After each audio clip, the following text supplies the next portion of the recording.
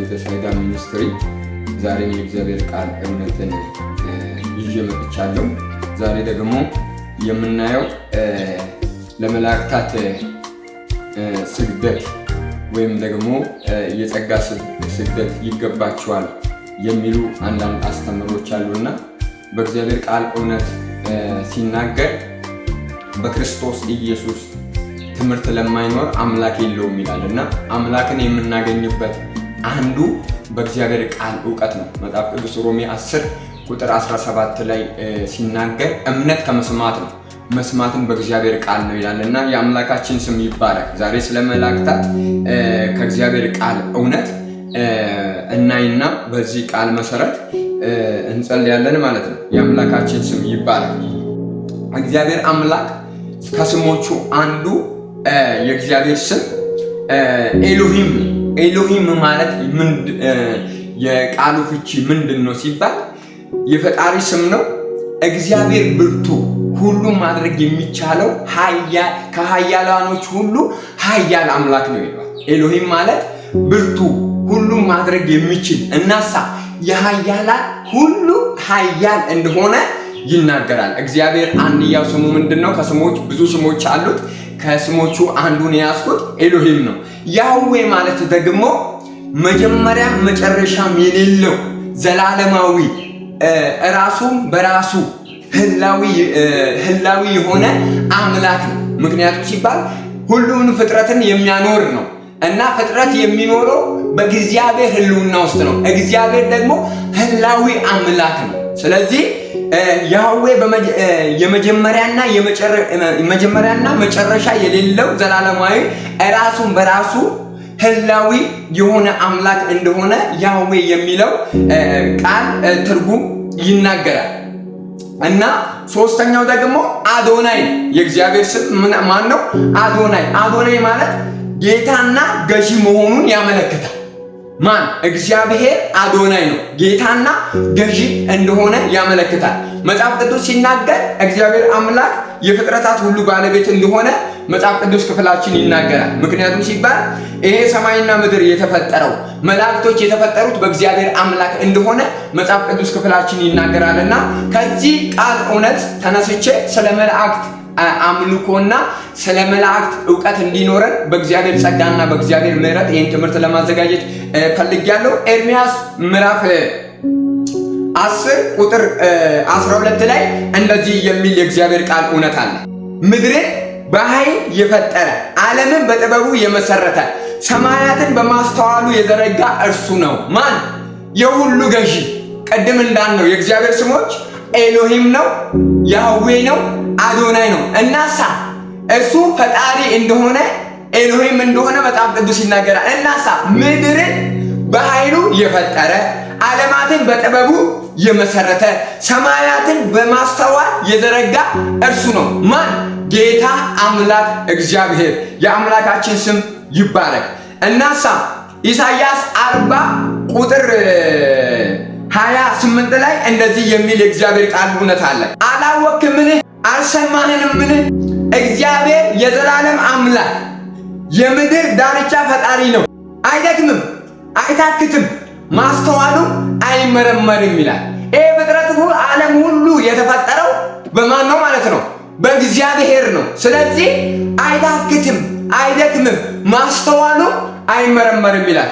መጽሐፍ ቅዱስ ሲናገር እንደዚህ የሚል ቃል አለ። ሰማይ በውበቱ በመንፈሱ ውበትን እንዳገኘ መጽሐፍ ቅዱስ ይናገራል። ሰማያትን እግዚአብሔር አምላክ እንደፈጠረ የምድር ቀላያቶችም እንደፈጠረ የእግዚአብሔር ቃል እውነት ይናገራል። አሁን ስለዛ የእግዚአብሔር ፈጣሪነትን ተናግሬ ስለ መላእክት አምልኮ ለመናገር ስለፈለኩኝ ነው። በሌላ ትምህርት ስለ እግዚአብሔር ፈጣሪነት ልናይ እንችላለን። የአምላካችን ስም የተባረከ ይሁን። እግዚአብሔር አምላክ የመላእክታት ሁሉ ፈጣሪ ነው። መጽሐፍ ቅዱስ ሲናገር የፍጥረት ሁሉ ፈጣሪ ነው። ስለዚህ የፍጥረት ሁሉ ፈጣሪ መላእክቶችን ፈጥሯል። ምኖችን? ሱራፌሎችን፣ ኪሩቤሎችን፣ መላእክቶችን የፈጠረ አምላክ ነው። እናሳ ሱራፌሎች እነማን ናቸው? መጽሐፍ ቅዱስ ኢሳይያስ 6 ላይ ሲናገር ንጉሥ ዖዝያን በሞተበት ዓመት እግዚአብሔርን በረጅምና ከፍ ባለው ዙፋን ላይ ተቀምጦ አየው። የልብሱም ዘርፍ መቅደስን ሞልቶ ነበረ። ሱራፌልም ከእርሱ በላይ ቆመው ነበረ። ለእያንዳንዱ 6 ክንፍ ነበረው። ሁለቱም ክንፍ ፊቱን ይሸፍናል፣ ሁለቱም ክንፍ እግሮቹን ይሸፍን ነበር። ሁለቱም ክንፍ ደግሞ ይበሉ ነበር።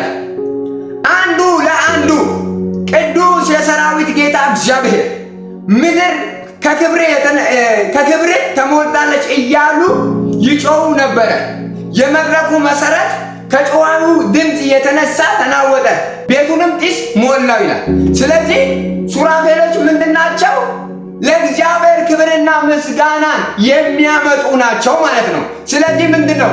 አንዱ ለአንዱ ስለ እግዚአብሔር አምላክነት ስለ እግዚአብሔር ክብር ምን ይላሉ ማለት ነው? ይናገራሉ። ማን? ሱራፌሎች። እናሳ ኪሩቤሎችን ደግሞ ሕዝቅኤል 28 ላይ ሲናገር እንደዚህ የሚል የእግዚአብሔር ቃል እውነት አለ። ቁጥር 14 ላይ አንተ ልትጋርድ የተቀባ ኪሩብ ነበርክ፣ በተቀደሰው በእግዚአብሔር ተራራ ላይ አኖሩ፣ በእሳት ድንጋይ መካከል ተመላለስ። ከተፈጠረ ቀን ጀምሮ በደል እስከሚገኝበት ድረስ በመንገድ ፍጹም ነበርክ ይላል። ምክንያቱም የእግዚአብሔርን ክብር ሊጋርድ የተፈጠረ ነው። ምን? ኪሩቦች። መጽሐፍ ቅዱስ የምስክሩ ታቦት ሲሰራ ዘጸአት ላይ እግዚአብሔር አምላክ ታቦቱን እንዲሰራ ሙሴ ሲደረግ ከታቦቱ በላይ ምኖች ኪሩቦች እንዲደረጉ አድርጓል።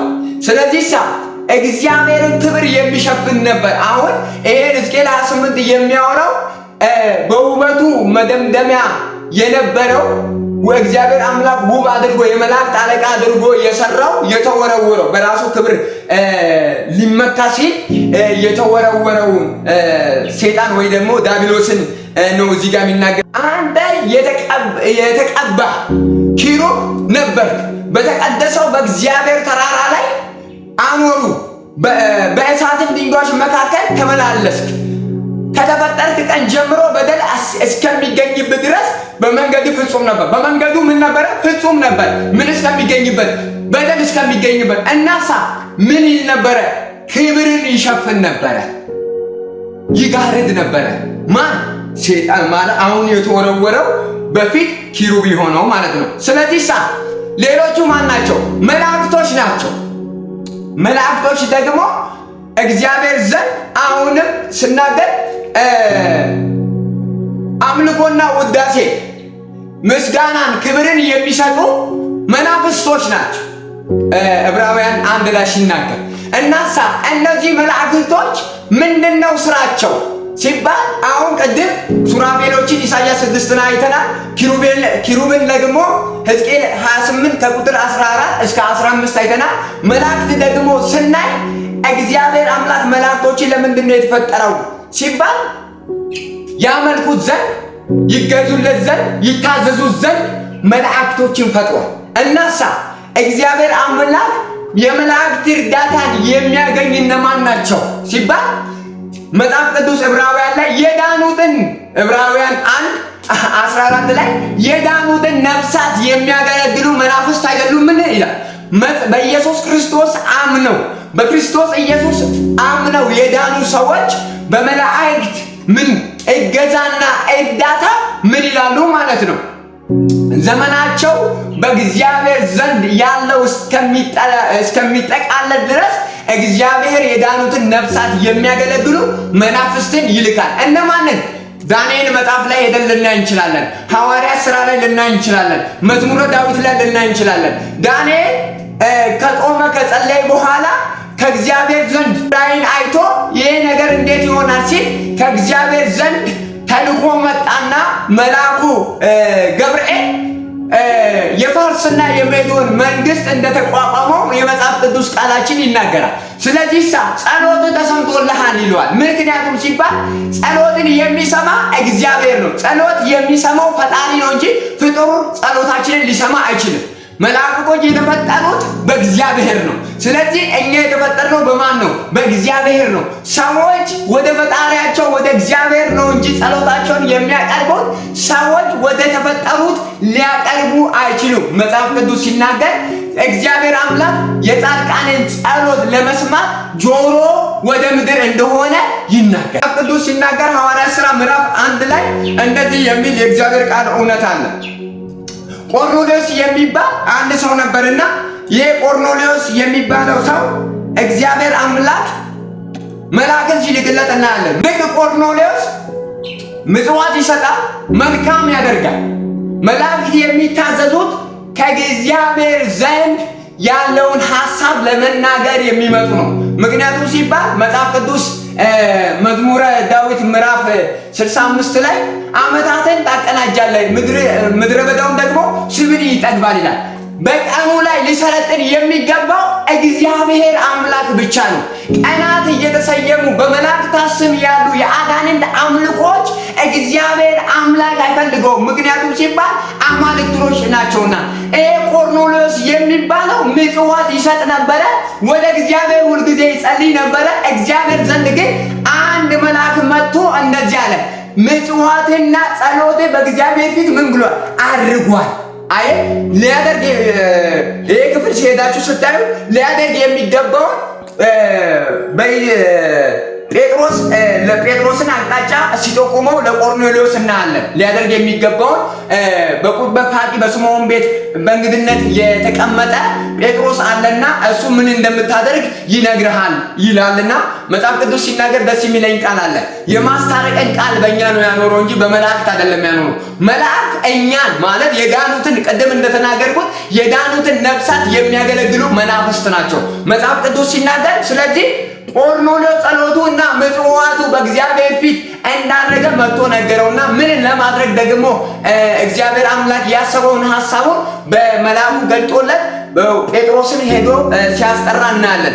መጽሐፍ ቅዱስ ሲናገር መዝሙረ ዳዊት 91 ላይ እግሮች በድንጋይ እንዳይሰናከሉ መላእክቱን ስላንተ ያዛቸዋል ይላል።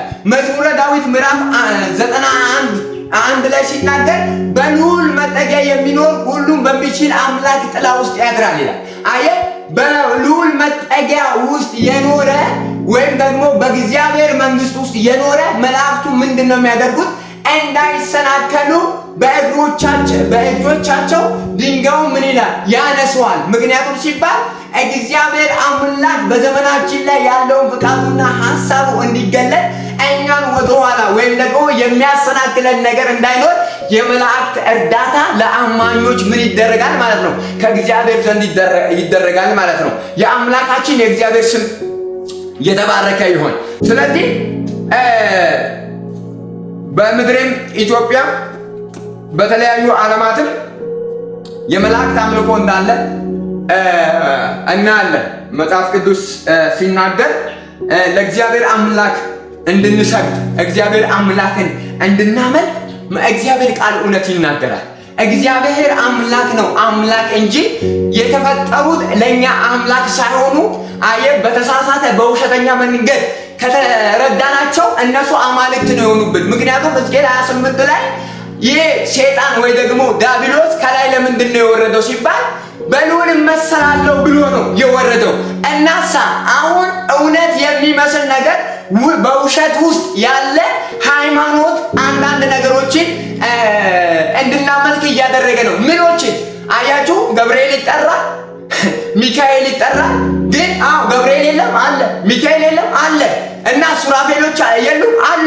እናሳ በእነሱ ጀርባ ላይ ግን ይሄ ውበቱ መደምደማ የሆነ በልዑል እመሰላለሁ ያለ በውስጡ የነበረችው እሳት የበላው ዲያብሎስ የሰውን ልብና አእምሮ ገዝቶ አማልክቶችን ሰዎች እንዲያመልኩ እያደረገ ነው። ምክንያቱም ሲባል እኛ ሁላችንም ሰውን ልናከብር ይገባል። እንኳን በእግዚአብሔር ዘንድ መጽሐፍ ቅዱስ ሲናገር ደስ ይላል። መላእክቱ እንኳን ስንፍና ይከሳቸዋል። በማን ፊት? በእግዚአብሔር ፊት። ስለዚህ ይሄ ሰማይና ምድርን የፈጠረ አምላክ በታላቅ ብርሃን ውስጥ ተሰውሮ የሚኖር አምላክ እናሳ እሱ ብቻ ነው ስግደትና አምልኮ ውዳሴ የሚገባው። ሌሎችሳ ምክንያቱም ሌሎቹ ሲባል ስግደትና አምልኮ ውዳሴ አይገባው፣ ክብር ልንሰጣቸው እንችላለን። ምክንያቱም ሲባል ከእግዚአብሔር ዘንድ በእግዚአብሔር ዘንድ ስለተወደደ የእግዚአብሔር ሐሳብ በእኛ ሕይወት ውስጥ ስላለ ለሰው ሁሉ ለፍጥረታት ሁሉ ክብርን ልንሰጥ እንችላለን። ግን እኛን አይገዙንም። አማልክቶች በዚህ ምድር ላይ ብዙዎች አሉ። በመላእክት ስም አለ፣ በሰማዕታት ስም አለ። ይሄ ሁሉ አማልክት ነው። ወደ እግዚአብሔር የሚያቀርቡን ሳይሆን ከእግዚአብሔር የሚያሸሹን ነው። እግዚአብሔር አምላክ ቀናተኛ አምላክ እንደሆነ በብሉይ ኪዳን መጽሐፍ ዘዳግም ላይ ይናገራል። ማን? እግዚአብሔር አምላክ ቀናተኛ አምላክ ነው። የመረጠውን ሕዝብ ሌሎች አማልክቶችን ሲያመልኩ እግዚአብሔር አምላክ ምን ይላል? ይቆጣል። ቀናተኛ አምላክ ነው። ስለዚህ በተለያዩ እምነት ውስጥ የአማልክት አምልኮ አለ።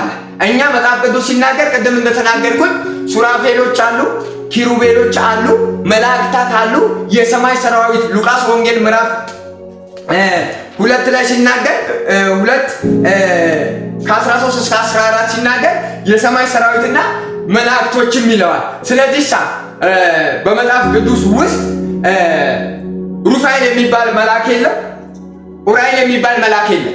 ማለት ማንም ከተጻፈው እንድናል የእግዚአብሔር ቃል እውነት አይነግረንም። ስለዚህ እግዚአብሔር አምላክ ቅድም እንደተናገርኩት መላእክቶች አሉ፣ ሱራፌሎች አሉ፣ ምኖች አሉ፣ ኪሩቤሎች አሉ እና እልፍ አእላፍ የሰማይ ሰራዊቶች አሉ።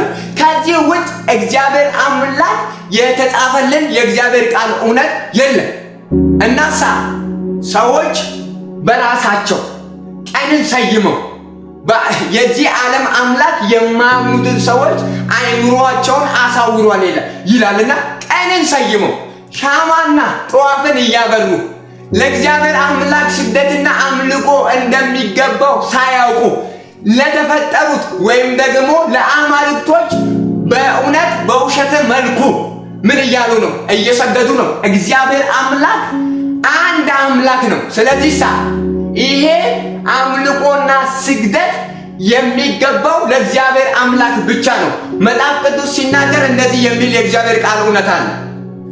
ዮሐንስ 4 ላይ ኢየሱስ ክርስቶስ ወደ ሰማርያ እንደሄደ መጽሐፍ ቅዱስ ክፍላችን ይናገራል። እና ወደ ሰማርያ ሲሄድ እግዚአብሔር አምላክ ልጅ ክርስቶስ ኢየሱስ አንድ ነገር ነው የተናገረው። በሰማርያ ሊያልፍ ግድ የሆነበት ይልና አንድ ሳምራዊ ሴት በቀትር ውሃ ልትቀዳ እንደመጣች የእግዚአብሔር ቃል እውነት ይናገራል። በቀትር ውሃ ልትቀዳ መጣ።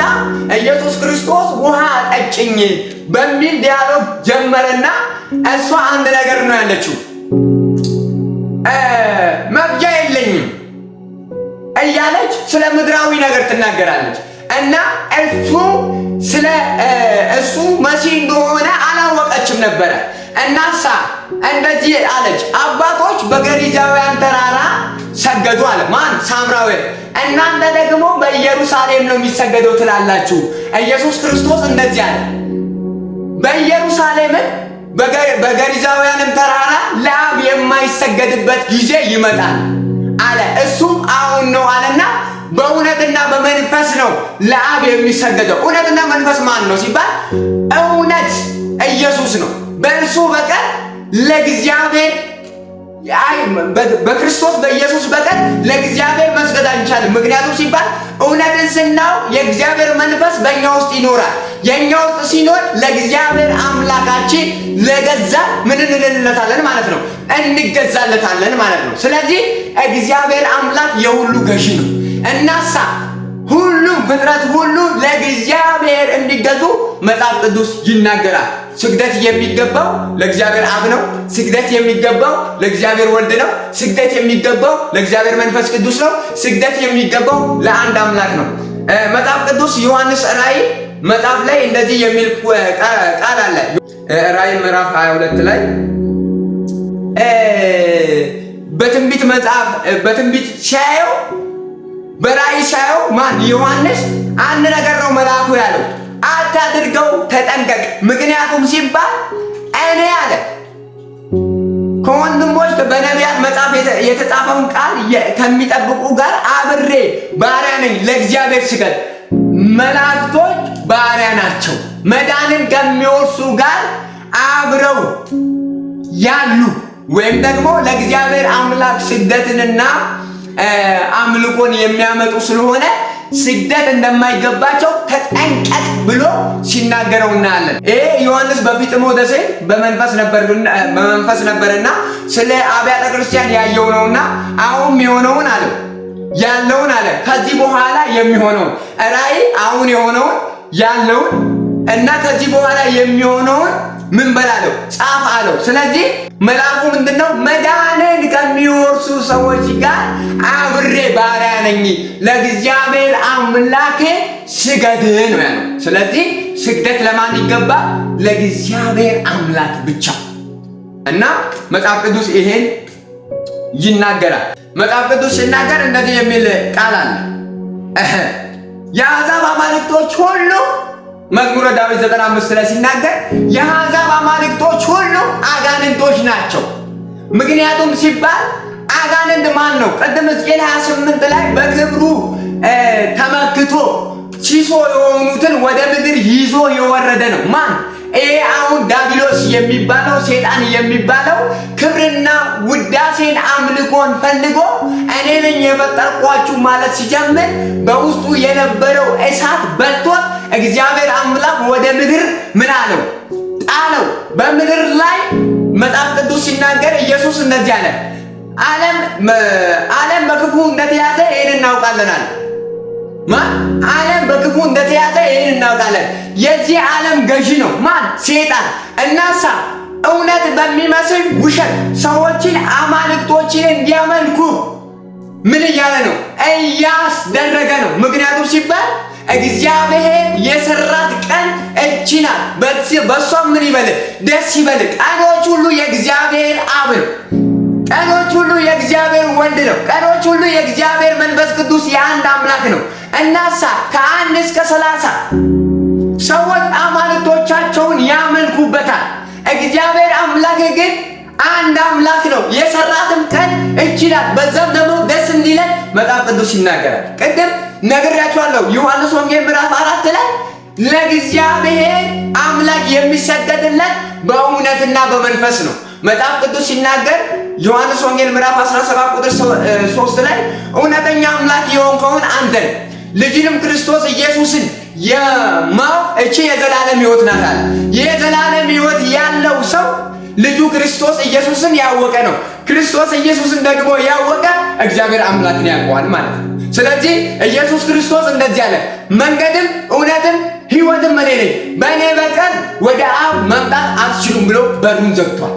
የሚመጣው ራሱ በላከው በልጁ በክርስቶስ ኢየሱስ ነው። ወደ እግዚአብሔር በፍጡራን በማርያም ልንመጣ አንችልም። በመላእክታት ልንመጣ አንችልም። እነዚህ ሁሉ እውነት ናቸው። ማርያም የክርስቶስ ኢየሱስ እናት ናት። መላእክቶች እውነት ናቸው አሉ፣ የሚረዱ ናቸው። ክብርንና ምስጋናን ውዳሴን ለእግዚአብሔር የሚሰጡ ናቸው። እናሳ የሚድኑትን ነፍሳት ዕለት ዕለት የሚያግዙ መናፍስት ናቸው። ዕብራውያን መጽሐፍ ላይ እንደተገለጠው እናሳ ሰዎች ግን ይሄ የጨለማው ገዢ ቅድም እንዳልኩኝ አእምሯቸውን አሳውሮ ስግደትና አምልኮ ሰጥተው ለዛ ክብር እሱ ራሱ ጨለማው እየተመሰገነበት ነው። በየትኛው? በእግዚአብሔር በሰራው ቀን ላይ። ስለዚህ ቀኖቹ ክፉዎች ናቸውና ዘመኑን ዋጁ ይችላል። ክፋት ማለት ምን ማለት ነው ሲባል ገላትያ 5 ላይ እነዚህን የሚያደርጉ የእግዚአብሔር መንግስትን አይወርሱም። ምን?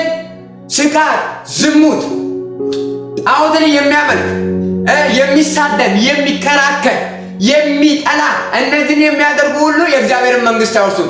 የሐዋርያት ሥራ ምዕራፍ 10 ላይ አንድ ቃል ነው የተነገረው። ቆርኔሌዎስ ሆይ ጸሎት ተሰምቷል። ቆርኔሌዎስ ምን አይነት ሰው ነበር? የሚጦም የሚጸልይ እግዚአብሔርን የሚፈራ። አሁን በመላእክት አምልኮ ውስጥ የተያዙ ሰዎች ህይወታቸው ሲታይ ምንድን ናቸው? ክፉ ሰዎች ናቸው። ምንድን ናቸው? በልባቸው ክፋት የሞላባቸው ናቸው። ምክንያቱም ሲባል ማንም የሚረዳውን ጸጋ ለመቀበል ዕብራውያን 4:12 ላይ ሲናገር በእምነት ወደ ጸጋው ዙፋን ይቅረብ። ወደ እግዚአብሔር ምን የሚረዳውን ጸጋ ይቀበላል። አያችሁ፣ ጸጋው ኃጢአተኝነትንና ዓለማዊ ምኞትን ክደን የተባረከው ተስፋችንን የክርስቶስ ኢየሱስን መገለጥ ያጠባብቀናል። ሁሉንም ሰዎች ሊያድን ክርስቶስ ኢየሱስ ወደ ዓለም መጥቷል። ምክንያቱም ሲባል እግዚአብሔር ከዘላለም ዘመናት በፊት ያሰበውን የራሱን ወራሽ ለማድረግ ዓለምን በፈጠረው በክርስቶስ ኢየሱስ በዘመን መጨረሻ ለእኛ ተናግሮናል። ስለዚህ ለመላእክት ስግደት አይገባም። ለየትኞቹ መላእክቶች? ለቅዱሳን። በቅዱሳን መላእክት ስም ግን ውሸት አምልኮ በምድሬ ላይ ምን እያለ ነው? እየተመለከ ነው። ይሄ እግዚአብሔር አምላክ አይወድም። በዚህ በእግዚአብሔር ቃል እውነት ደግሞ ይሄንን እየተናገረን ነው። የአምላካችን የእግዚአብሔር ስም ይባረክ እና መላእክቶች የዳኑትን ነፍሳት የሚያገለግሉ መናፍስት ናቸው። ይሄ መጽሐፍ ቅዱስ ይናገራል። መጽሐፍ ቅዱስ ሲናገር እግዚአብሔር አምላክ ማንም በማይቀርብ ብርሃን ውስጥ ተሰውሮ የሚኖር አምላክ እንደሆነ መጽሐፍ ቅዱስ ይናገራል። እናሳ ማንም በማይቀርበው ብርሃን ውስጥ ተሰውሮ የሚኖረው አምላክ ቃል ሥጋ ሆኖ ጸጋንና እውነትን ተሞልቶ ሲመጣ የሰማይ መላእክቶች እንደዚያ ነው። ሉቃስ ወንጌል ምዕራፍ 2 ቁጥር 13 ላይ ሲናገር እንደዚያ ነው። ድንገትም ብዙ የሰማይ ሰራዊቶች ከመልአኩ ጋር ነበሩ፣ እግዚአብሔርን አመሰገኑ። ክብርም ለእግዚአብሔር በአርያም ይሁን፣ ሰላምን በምድር ለሰው በጎ ፈቃድ አሉ። ምክንያቱም ሲባል እግዚአብሔር አምላክ በቤተልሔም ውስጥ በከብቶች በረት ውስጥ ክርስቶስ ኢየሱስ ቃል ሥጋ ሆኖ ተወለደ። እናሳ መላእክቶች እንኳን ፊታቸውን ሸፍነው በፊት ለፊቱ ስንፍና የሚከሳቸው ያዩት ቃል ሥጋ ሲሆን ነው። ሉቃስ ወንጌል ምዕራፍ 2 ከቁጥር 13 እስከ 14 ላይ መጥተው ሰግደው ነው የተመለሱት። ምኖች? የሰማይ መላእክቶችና የሰማይ ሰራዊቶች። ለማን ክብርን አመጡ? ለእግዚአብሔር ክብርን አመጡ። ለእግዚአብሔር ነው ክብርና ውዳሴን አምልኮን የሚያመጡት። እኛም ደግሞ አባት አባት ብለን የምንጮህበትን የልጅነት መንፈስ ስለተቀበልን ለእግዚአብሔር አምላክ ነው አምልኮና ስግደትን የምናቀርበው። ቀንን ሰይሞ አቅጣጫ በሰሜን እያለ በደቡብ እያለ በምስራቅ እያለ በምዕራብ እያለ በመካከል እያለ መቅደስ ሰርቶ እየተመለከ ያለው አጋንንት ነው። ሕዝብ መንቃት አለበት። መጽሐፍ ቅዱስ ሲናገር እንደዚህ የሚል ቃል አለ። እግዚአብሔርን የሚያውቅ ሕዝብ ያድጋልም ይበረታልም ይላል። እኛ ኢትዮጵያኖች 3000 ዓመት ታሪክ አለን እንላለን። እግዚአብሔርን ብናውቅ ኖሮ እርስ በርስ እንደዚህ አንሆንም ነበረ። ምክንያቱም ሲባል ስለማናውቀው ነው። እግዚአብሔር አምላክ የሚታወቀው በክርስቶስ ኢየሱስ ነው። ስለዚህ አምልኮና ስግደት ለአምላካችን ለእግዚአብሔር ብቻ ነው ምን የሚሆነው የሚሰገድለት የሚቀርበው ማለት ነው። አማልክቶች ሁሉ ምንድን ናቸው? የሰው እጅ ስራዎች ናቸው። እናሳ ሰዎች በምንድን ነው የተገዙት? መጽሐፍ ቅዱስ ሲናገር ኤፌሶን 2 ላይ በአየር ላይ አለቃው ፍቃድና በስጋችሁ ምኞት ትመላለሱ ነበር ይላል። ስለዚህ አማልክቶች የሰው እጅ ስራ ናቸው። እናሳ እናንተ ምድርና ሰማይን ያልፈጠሩ ናቸው። ማን? እነዚህ አማልክቶች ከምድር ላይ ከሰማይ በታች ይጠፋሉ ትሏቸዋላችሁ። የአማልክት አምልኮ ከምድሬ ኢትዮጵያ ላይ በክርስቶስ ኢየሱስ ስምና ስልጣን እንዲጠፋ አዛለሁ። ምክንያቱም ሰማይና ምድርን ስላልፈጠሩ። የአምላካችን ስም ይባረክ። አንደኛ ቆሮንቶስ ምዕራፍ 8 ላይ ሲናገር እንደዚህ የሚል ቃል አለ።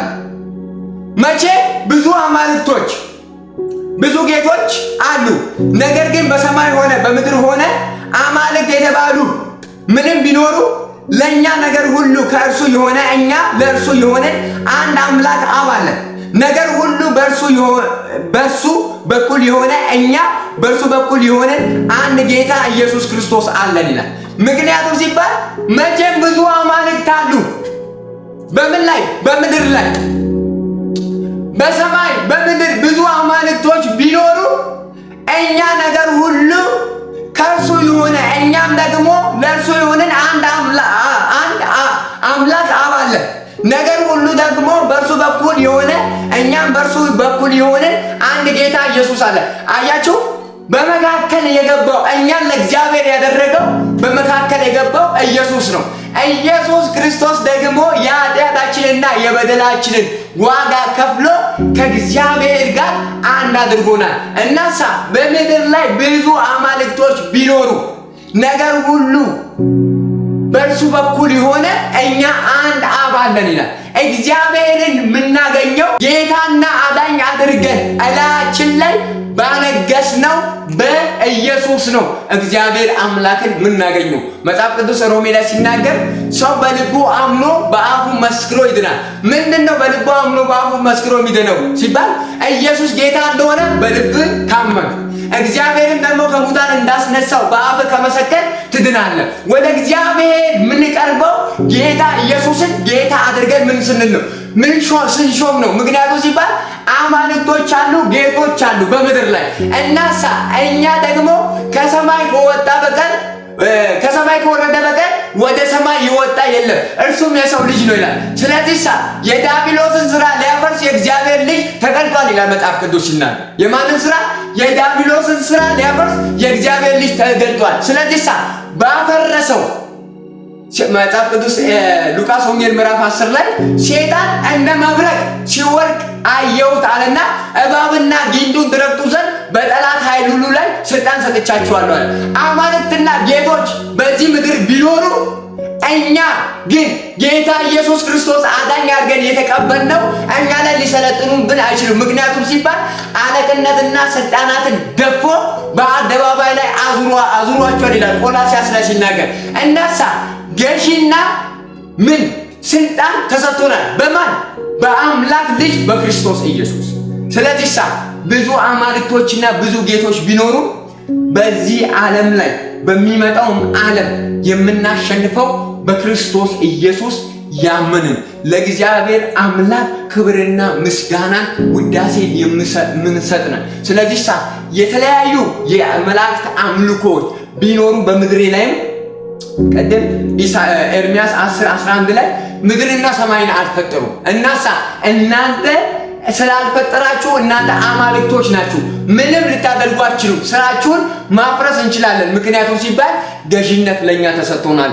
ቅዱስ መልአኩ ገብርኤል፣ ቅዱስ መልአክ ሚካኤል፣ እልፍ አእላፍ ሰራዊቶች፣ እልፍ አእላፍ ሱራፌሎች እግዚአብሔር ስለፈጠራቸው እግዚአብሔር አምላክ ክብርና ምስጋና እንሰጠዋለን። ምክንያቱም ሲባል የዳኑትንም ነፍሳት የሚያገለግሉ መናፍስት ናቸው።